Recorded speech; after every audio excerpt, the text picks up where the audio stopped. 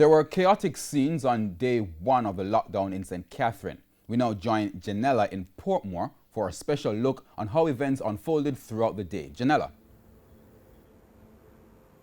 Thank you so much, Herman. Well, I'm in Portmore, to be exact, home to more than 200,000 Jamaicans. Now, there were chaotic scenes here and also in other sections of St. Catherine earlier today on day one of the lockdown. Our special coverage begins with Vashon Brown, who is in Spanish Town. Vashon?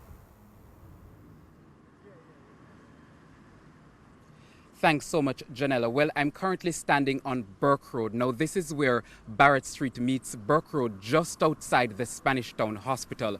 Now, it was pretty much smooth sailing getting here. We did pass a few police checkpoints, but the roads were pretty much clear.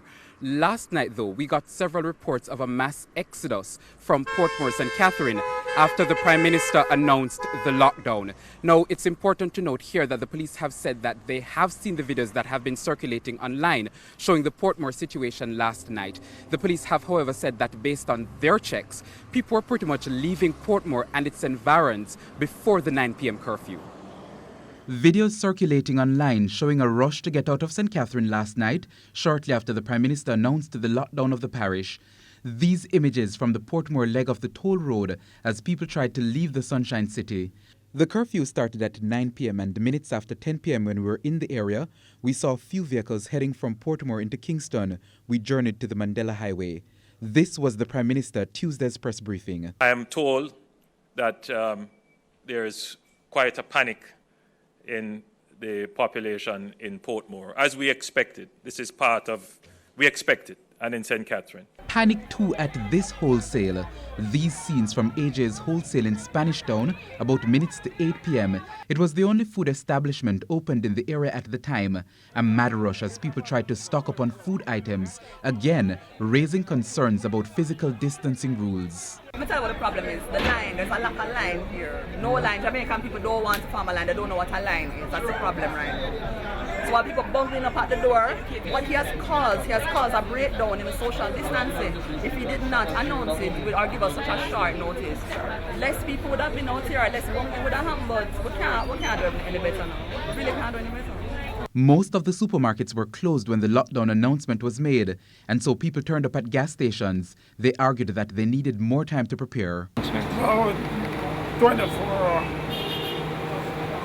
But you have tomorrow where you can go by alphabetical order to purchase your stuff. Yes, sir. Alphabetical order, no. Mayor of Spanish Town, Norman Scott, has criticized the government for what he calls the hasty manner in which the 7-day lockdown was announced. This thing catch the people of St. Catherine by night.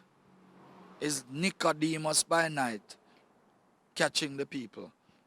The Minister of Health called me at 4:45, 6:45 to tell me that a decision has been taken. I'm the chairman of the St. Catherine Municipal Corporation. And if something like this is going to happen, I would have expected the administration to give me the kind of kudos and to say, well, this is where we are and we are going to do this. Meanwhile, Mr. Scott adds that the new cases from a call center should not be a surprise to the government because, according to him, mayors had raised concerns about the BPO sector. Whilst the administration was so adamant about markets, mayors, including myself, spoke about the call centers, that we had a concern about call centers. So it shouldn't caught or catch the government by surprise. Again, I said, they're behaving like it's a catchy-chubby kind of administration. Now, there are a few people still milling around here in Spanish Town. In fact, you can see behind me vehicles still passing. Up to late this evening, a barber shop was opened in the area and the police have told us that they've had to close it down. On our way here, we also passed a group of men playing football earlier this evening. So we will continue to monitor the situation here in Spanish Town, St. Catherine.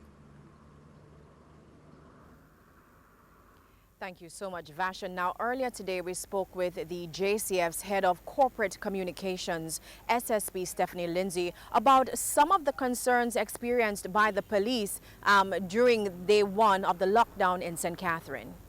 So the police were out early ahead of the time for the lockdown. However, what we saw on the first day, we saw an influx of persons. It was persons who actually came out to leave the parish. Some of them were legitimate essential workers and some were on the exemption list, but there was a large number of persons who should not be out at that time. So that within itself created some congestion and caused delays in persons getting out of the parish, especially in Portmore.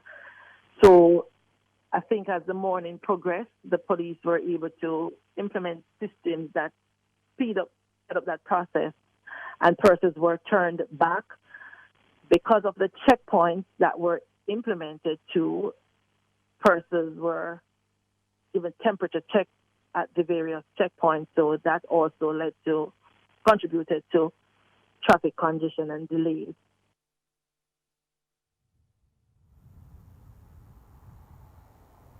Now, SSP Lindsay also said that the police will continue to make assessments and tweak its measures where necessary. Now, Herman, still to come from our special coverage, we have an interview with the mayor of Portmore, Leon Thomas, plus more concerns about the BPO sector. All right, thank you. Our colleague Janella Precious there, live in St. Catherine, in Portmore, St. Catherine to be exact. We'll be right back. Still